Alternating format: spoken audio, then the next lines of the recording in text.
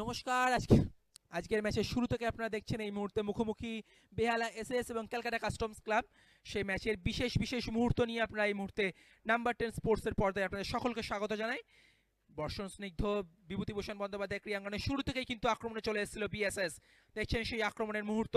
ফের একবার আক্রমণে ক্যালকাটা কাস্টমস, এক্ষেত্রে কিন্তু শট নেওয়ার জায়গায় চলে এসেছিল, এক্ষেত্রে কোনো রকম শট নেয়নি, ফের শট কিন্তু ছিল, তো অনেকটা ওপর দিয়ে বল চলে যায়।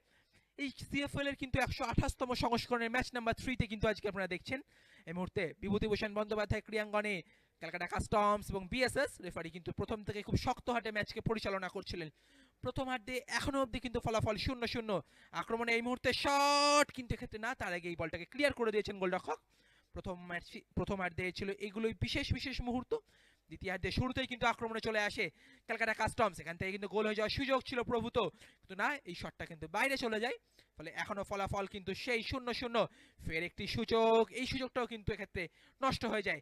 এই হলো সেই বিশেষ মুহূর্ত যেখান থেকে শুকুরাম সর্দার গোল করে চলে গেছিলেন, এবং এই গোলের পরেই কিন্তু ফলাফল চলে গেছিল বিএসএস 1 ক্যালকাটা কাস্টমস 0।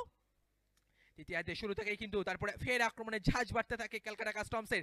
তারা নাছোড় বান্দা হয়ে থাকে এবং এই ফিরতি বলে এখান থেকে কিন্তু তারা গোল করে আজকের ম্যাচের সমতায় ফেরে বাতাস মুড়মুড় করা গোলে। তারপর বিক্ষিপ্তভাবে ফের আক্রমণে আসে তারা। ফের একবার আক্রমণে Calcutta customs, shot save once again.